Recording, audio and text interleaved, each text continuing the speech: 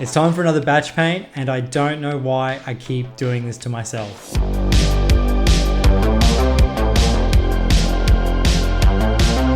Welcome back to Anvil of Doom Miniatures. My name is Deets, and if you've been watching the channel for a while now, you know that I've been working my way through some classic monopose Warhammer Fantasy units, and today we're doing the glorious Beastmen. So as I was fresh off my commended entry for this year's Olden Demon, I thought I'd really punish myself and jump into another batch paint. Instant regret. I hate batch painting. You know I hate batch painting. We all know I hate batch painting, and I really did punish myself with this one. I probably should have picked a simple mini for this week's video. Anyway, I'm doing this one for you Beastmen boys and girls out there. Or if you collect a Beasts of Chaos army for Age of Sigmar, you can probably use these recipes as well. Oh wait, cancel that. Cancel that. Let's dive straight into it. And these beautiful beastie boys were still on the sprue, and they came with shields and this cool little decal sheet. And just a quick FYI, I'm going to be using these shields for a project later on this year, so I'm not going to be gluing them onto these bad boys. Like always, these minis come with a bunch of mold lines, so I dived straight in and gave them a quick cleanup. Now I'm going to try to keep the painting process for these dudes really simple and just go for a layer, wash and highlight approach, kind of similar to what I always do, but I'll probably be using less colors. Because when I'm batch painting, I'm in the nightmare realm, I hate my life, I hate everything, so I'm going to try to keep this one nice and quick for us all today. I will try to stick to the box art as best as I can, and I'll be painting 4 with brown hair and 4 with black hair. I use a couple thin coats of Mornfang brown all over the mohawk and hairy legs, and then I mix up 1 part Stonewall Grey to 6 parts Abaddon Black and cover the same areas for the other 4 Beastmen. You could just keep it pure black to make life easier, but I wanted to experiment and see what a hint of grey in my fur looks like. I don't know if it's going to look good, but we'll have to wait and see. Next, I threw on Xandru dust all over the horns, and as I'm using black as my undercoat today, these lighter colours may need an additional thin coat so I can get better coverage. Now I want the skin on my Beastmen to have a darker tone to them, or a more tan tone, so I'm using rat skin flesh as my base. I've introduced this colour into my arsenal lately for painting units that are a bit more beast-like, like Skaven or Beastmen, and it really does make a difference. Pushing through these layers fast really is my goal when I'm batch painting. I'm not too concerned if the layers are kind of a little bit everywhere, because I can clean that up later. I really just want to finish this and move on with my life. Tackling the large areas first, and then moving my way through the smaller parts like the tunic, belts, cloth, and wood start to feel like small wins once they are done, and I managed to do these parts reasonably quick as the monopose minis don't have many hard to reach areas. And I guess that's one advantage of painting Oldhammer, and if you're new to the hobby or have been worried about diving in and giving miniature painting a go, I'd recommend grabbing an old monopose mini to practice on, as they're a bit more beginner friendly. I know the appeal of more flamboyant, newer sculpts is hard to resist when you're starting out, but maybe an easy win to get you going is the best way to get started. Okay, so I've slapped on most of my base coats, and as always, I leave my true metallics to last so I don't contaminate my water and then have flecks show up in my other base coats. Now the layers are down on all 8 of these horn bags, it's time to move on to the washes. But before we move on to that part of the journey, make sure you hit the like button and the subscribe button if you want to stay up to date with all my videos. My goal for the channel is to hit 10k subscribers, and when I get to 10k, I'll be doing a really special video for you all. But enough of that, let's get washing. Over the past couple of years, I've come to the realization that I use washes on my miniatures more to darken up the recesses and to enrich the color of the layers. It actually took me a little while to understand this, and I was just doing it because I saw someone else do it. By doing this step, it gives my minis some much needed contrast and also helps with the readability. This is always the point where my miniatures look the messiest and my imposter syndrome sets in, and I think to myself, what the hell have I done? But I just have to stick the course. As always, I like to water down my contrast paints because some paints like Flesh Tearer's Red can be pretty overpowering. I throw Nuln Oil all over my greens and my silver gunmetal, some Citadel Ultramarine Blue over the belts, making sure it pulls around the silver button areas, and last up I use some watered down Skeleton Horde all over the horns to finish.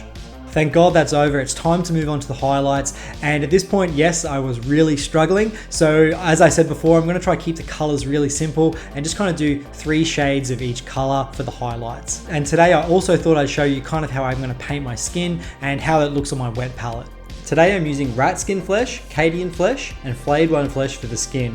I plop all 3 of these down on my wet palette, evenly spaced apart, and then using some water on my brush, I mix between the 2 until they are roughly half and half. I know this may seem like a simple and obvious way of doing things, but I have had a few people reach out to me lately and ask how my wet palette looks when I'm mixing colors. First up, I go back over the raised areas of each Beastman with pure rat skin flesh, making sure I leave all the recesses where the previous wash I applied has pulled.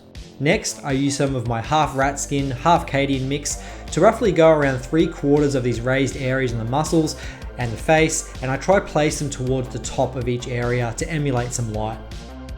Then it's time for some pure Cadian flesh to around half of these areas, and you can really start to see the skin taking shape now. Next is the Cadian and Flayed One mix, and this goes on about 1/4 of the raised areas, and then last up it's time for a skinny edge highlight of Flayed One flesh all over. I apply this to the tops of the muscles, eyebrow lines, lips, and wrinkles of the face.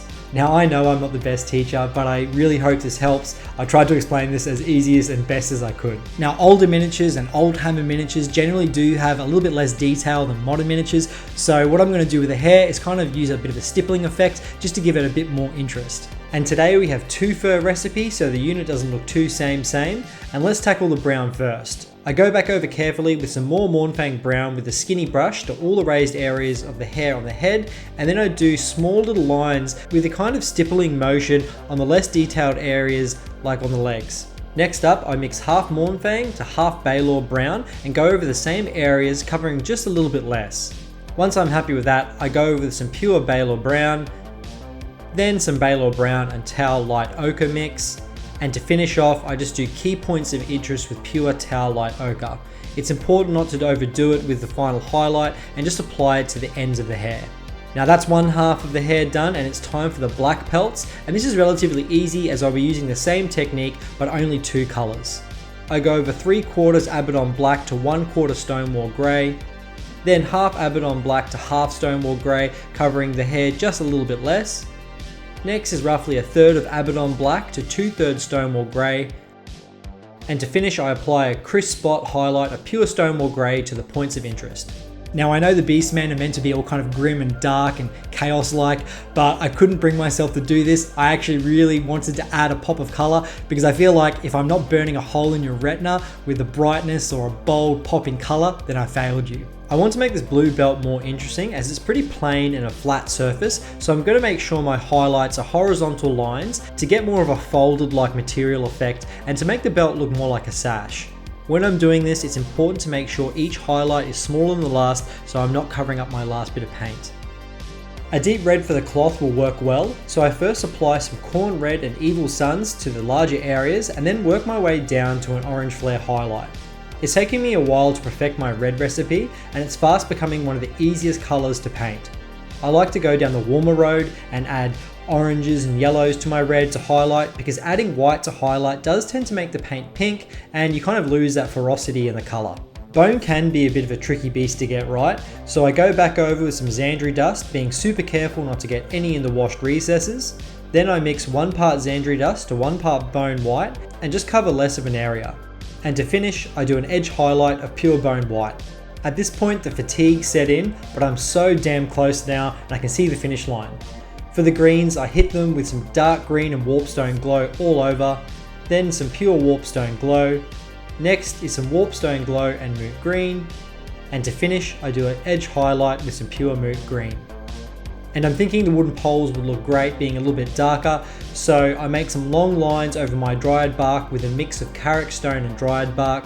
And to finish, I put on some smaller lines of pure Carrick stone to make it look a bit more wood-like and give it some texture. And that was pretty much the majority of the painting process. I did slap on some true metallic metals now, but if you want to see how I do that, check out last week's video. But anyway, the batch painting nightmare is now over, and here they are. Here are 8 classic monopose Beastmen.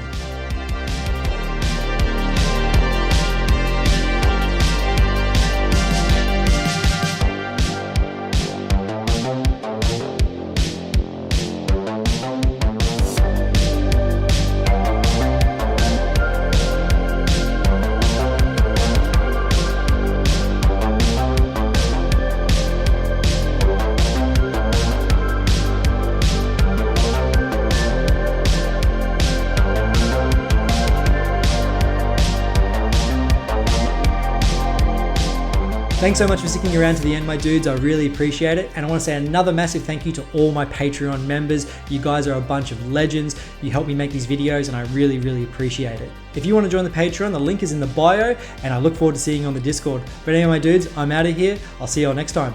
Cheers.